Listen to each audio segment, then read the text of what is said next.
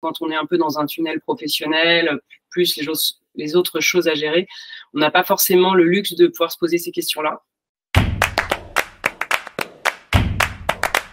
J'ai 41 ans. J'ai le début de ma carrière, on va dire, mon parcours professionnel. Donc j'ai fait après bac, j'ai fait une école de commerce, puis un DESS en marketing. Donc j'étais un peu sur un chemin, on va dire, tracé, donc assez généraliste parce que j'avais pas forcément de. Moi à l'école j'aimais un peu tout. Il y a rien que je détestais, il y a rien que j'adorais, mais voilà, je pense que j'avais un profil qui s'adaptait un petit peu à voilà, tout type de matière.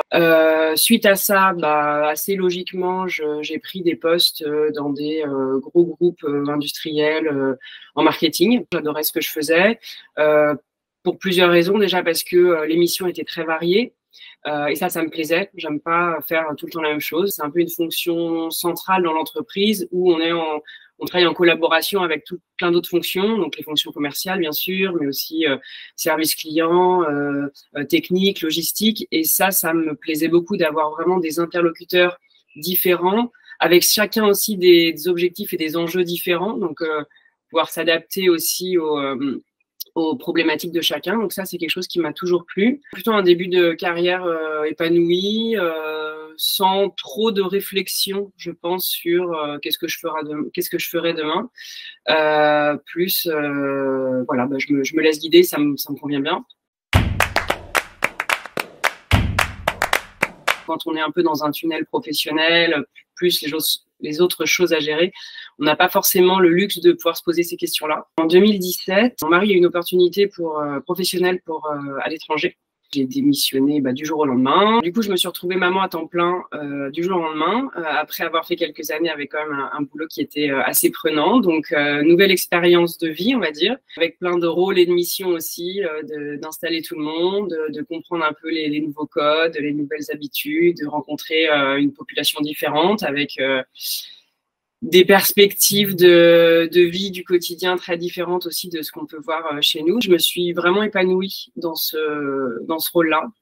J'ai adoré tant la partie découverte du monde, si on peut dire ça, mais du monde, enfin vraiment l'environnement, mais aussi les personnes. Et puis le fait de pouvoir profiter de moments simples en famille. Ça a commencé à cheminer un petit peu plus sur une meilleure connaissance de moi et de qui je suis, ce que j'aime, qu'est-ce qui me rend heureuse. Je voulais pas refaire ce que je faisais avant, même si j'avais vraiment adoré à cette période-là, mais c'est plus du tout quelque chose qui allait me faire vibrer, quoi. Voilà, donc je me suis dit bon, je sais ce que je veux pas, mais j'ai du mal à savoir ce que je veux. Et c'est là où je me suis dit j'aurais besoin d'aide. J'ai envie de partir un peu à zéro et de me laisser guider. Après, c'est un peu parce que je fonctionne de cette manière-là, je suis assez confiante de manière générale, donc je me dis, bon, je sens que l'envie est là, j'ai juste à me laisser guider, ça devrait arriver à quelque chose de correct. Et puis, en faisant quelques recherches, je suis rapidement arrivée sur Chance. C'était un travail qui n'était pas facile pour moi, mais finalement plutôt agréable, parce que j'ai beaucoup aimé la manière dont c'était amené sur la plateforme, en fait. C'est agréable parce qu'on voit qu'on avance. Donc ça, j'ai beaucoup aimé cette partie-là.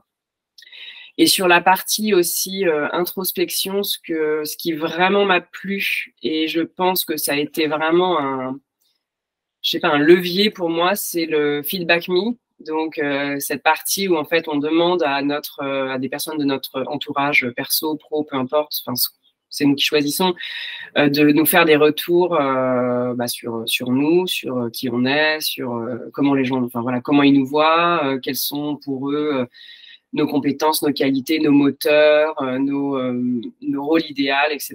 Et ça, j'ai trouvé que c'était, les retours, ça m'a vraiment donné beaucoup d'énergie. Et ça m'arrive très régulièrement de relire les retours encore pour me donner un peu d'énergie. Le suivi avec ma coach, Patricia, a été super aussi. Ça tombe toujours au bon moment. Ça permet d'échanger de manière assez informel quand même, puisque la structure, c'est nous qui la définissons ensemble en fonction des blocages, en fonction des questions qu'on peut avoir, et puis en fonction de ce qu'elle voit aussi dans ce qu'on exprime ou ce qu'on n'exprime pas, justement, s'il n'y a pas des choses à creuser. Je pense que c'est très important d'ailleurs d'avoir un coach avec qui on se sent vraiment 100% à l'aise. Ça m'a permis voilà, de mettre le doigt sur 2-3 choses qui sont un peu enfouis, mais qu'on n'a pas forcément envie d'aller chercher tout seul. Mais voilà, avec les techniques de coaching, ils sont assez forts en fait. Donc c'est très chouette. Et puis c'est un soutien aussi. C'est un peu comme notre petite, je sais pas, mais la petite voix à côté de nous qui nous permet de faire le programme sur cette plateforme où finalement on peut se sentir seul des fois. Ben non, on sait qu'on a le coach derrière, donc ça c'est vraiment top. On a cette possibilité d'échanger avec d'autres personnes qui font le parcours. Et c'est génial parce qu'on n'est pas du tout tous au même stade. On a tous plein de questions, mais pas forcément les mêmes, ou des fois les mêmes. Donc, on peut échanger entre nous. Donc, ça, c'est super. Ça donne de la vraie vie au programme. Voilà, ça donne un vrai sens parce que voilà, on voit qu'on est tous en train de faire ce programme-là à des stades différents et on peut échanger très facilement. Donc, ça, c'est vraiment chouette. En relisant mes moteurs, mon étoile du Nord, qui était vraiment de contribuer à l'épanouissement des personnes en les accompagnant pour qu'elles puissent avoir confiance en elles, donner le meilleur d'elles-mêmes. Et puis mes moteurs qui étaient prendre soin, motiver, etc. Je me suis dit, en fait, ça a l'air quand même pas mal en ligne, sachant que en impératif, sur le pilier des impératifs, moi, c'était en fait, je voulais être en totale autonomie dans ma profession. Kinésiologue, c'est une profession, profession libérale. C'est une médecine douce qui a pour but, en fait, de libérer des stress ou des blocages ou des douleurs chez les personnes en allant trouver l'origine émotionnelle de ce mal-être ou de ce souci, en fait. Ça a tiqué toutes les cases des 4 piliers que j'avais définis auparavant dans la partie introspection.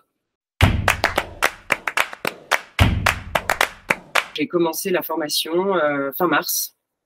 Donc, c'est une formation professionnelle, qu'on organise, on va dire, il y a un nombre d'heures assez conséquent sur des sujets, des modules différents, mais qu'on organise sur la durée qu'on veut. Il y a des gens qui sont déjà en poste sur d'autres types de métiers, il y a des gens qui ne travaillent pas, il y a un petit peu tous les profils. Donc, j'envisage de pouvoir avoir ma certification en novembre 2024. Ça m'a convaincue que c'est ça que je veux faire. J'ai aucun doute. À ce jour, j'ai pas trop de crainte parce que je pense que j'ai fait le bon choix. Je pense que ça viendra. Il y a toujours des moments de doute. Là, c'est comme un peu l'introspection. La formation, ça reste un peu cocooning. Et puis après, il faut se lancer. Je prends pas à pas, un petit peu comme je l'ai fait pour le bilan et ça a plutôt bien fonctionné. Donc, je suis ravie en fait. Je conseille à tout le monde de faire un bilan de compétences, que ce soit le fond ou la forme, c'était parfait. Et puis, quand même très flexible. Ça a été un vrai tremplin, en fait. Donc, je le referai 100 fois et de la même manière. Donc je suis ravie.